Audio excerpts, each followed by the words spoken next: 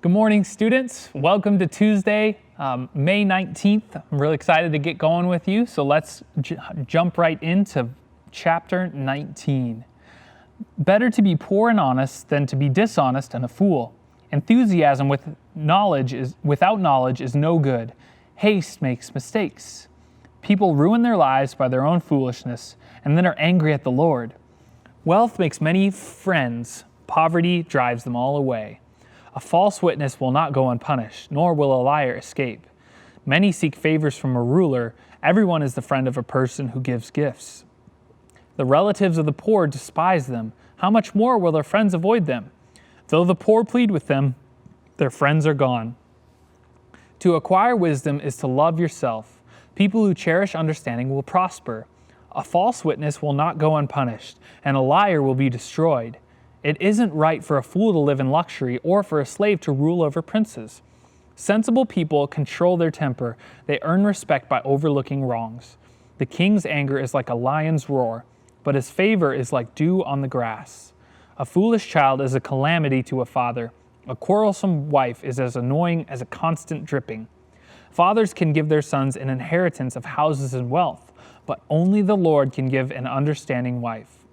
Lazy people sleep soundly, but idleness leaves them hungry. Keep the commandments and keep your life. Despising them leads to death. If you help the poor, you are lending to the Lord, and he will repay you. Discipline your children while there is hope. Otherwise, you will ruin their lives. Hot-tempered people must pay the penalty. If you rescue them once, you will have to do it again. Get all the advice and instruction you can, so you will be wise the rest of your life. You can make many plans, but the Lord's purpose will prevail. Loyalty makes a person attractive. It is better to be poor than dishonest. Fear of the Lord leads to life, bringing security and protection from harm. Lazy people take food in their hand, but don't even lift it to their mouth. If you punish a mocker, the simple-minded will learn a lesson. If you correct the wise, they will be all the wiser. Children who mistreat their father or chase away their mother are an embarrassment and a public disgrace. If you stop listening to instruction, my child, you will turn your back on knowledge. A corrupt witness makes a mockery of justice. The mouth of the wicked gulps down evil. Punishment is made for mockers, and the backs of fools are made to be beaten. All right, so hopping down to verse 3, people ruin their lives for their own foolishness and then are angry at the Lord. What I call that is a major bruh moment. Maybe you've seen the "Thanks Obama" meme that went around, a few years ago. But basically taking something that was obviously nothing to do with Obama and saying, well, thanks Obama, right? Not bringing politics into it at all, but people ruin their own lives. Like, people make bad decisions and things happen and they're like, God, it's your fault. And you just kind of stand there and are like, nah, actually, it's your fault. So I want to encourage you guys, if something happens in your life, take ownership for it. Don't blame God for everything that goes wrong. And also don't blame yourself for everything that goes right, because it could be outside of your control, and we need to give credit where credit is actually due. So don't destroy your own life and then get angry at God. Thanks for coming to my TED Talk. Verse 4 talks about wealth that makes many friends, in quotation marks. Talk about the prodigal son. He had a ton of friends until the second he ran out of money, boom, his friends were all gone. I think that New Living Translation, the one that we're reading from, is really helpful because it adds the quotation mark, like friends, right? So, if you have friends and you are a rich person, you might have to ask yourself which friends are being loyal because they love and enjoy you, or which ones are just there for the money. It's discernment that you have to have, but it says that poor people don't necessarily have to ask that question, because if you're poor and people are friends with you, then hey, they're actually your friends. Kind of an interesting little paradigm shift there. And in verse 6, again, talking about being wealthy and how that might be difficult. Popularity and fame sometimes makes it harder to trust people. Sometimes we all yearn in fame for fame and wealth and all this stuff. But what the author is saying here, is that there are many pitfalls that we don't really think about that come along with fame and come along with wealth. And maybe we should think twice before envying the people in the world who are famous and wealthy, because it's not actually all that good. Verse 8 says, to acquire wisdom is to love yourself. Students, our world has a very different idea of loving yourself. It's something you hear all the time, right? Love yourself, you do you, just appreciate yourself.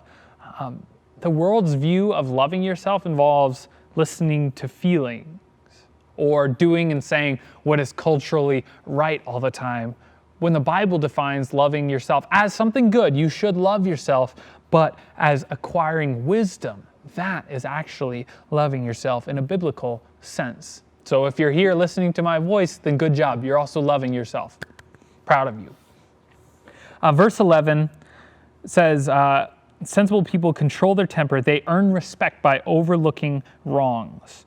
And now that's not letting injustice go by the wayside without looking at it with turning a blind eye to injustice.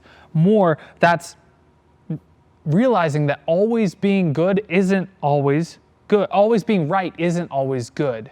So being right sometimes is not as important as overlooking wrongs and letting things happen, letting people hurt you and maybe not mentioning it. And for a fool who's doing something very foolish and it might not be wise to correct them, maybe just letting that go for a little bit. Again, there's discernment there because there is a tension. We do have to call out injustice and we do have to help fools not be foolish, but there's tension and you have to have wisdom to understand which context you are supposed to call out a fool and which context you are supposed to overlook wrongs.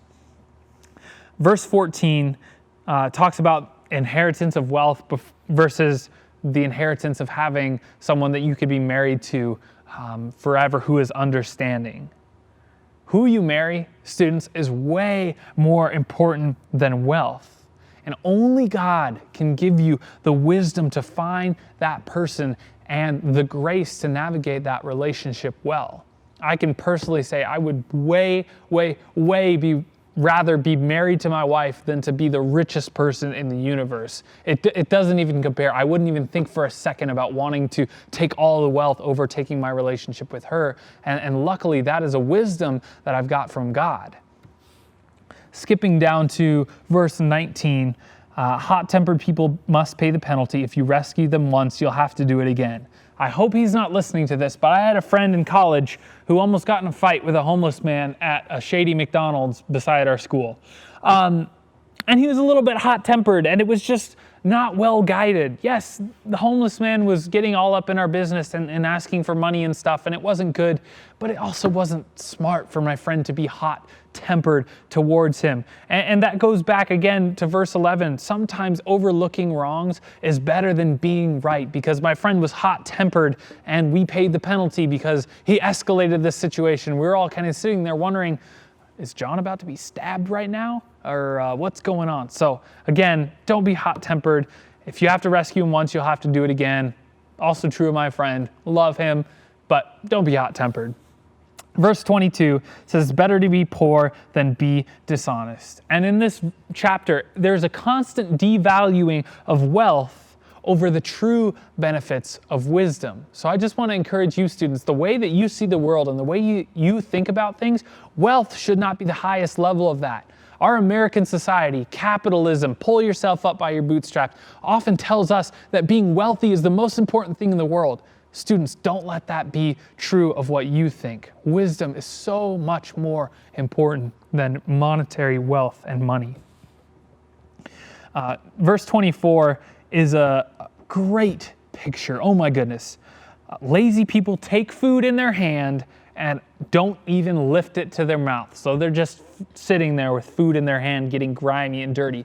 Students, my baby even knows better than to do that. If he has food in his hand, he might try to get it. He's going to try to get it to his mouth. He might miss a little bit. He might drop it all over his front. But even my baby knows better than to grab food and just leave it in the hand, looking at it, being like, oh, I'm too lazy to bring it up to my mouth. So being lazy is not good. And last but not least, verse 25 If you punish a mocker, the simple-minded will learn a lesson. If you correct the wise, they will be all the wiser.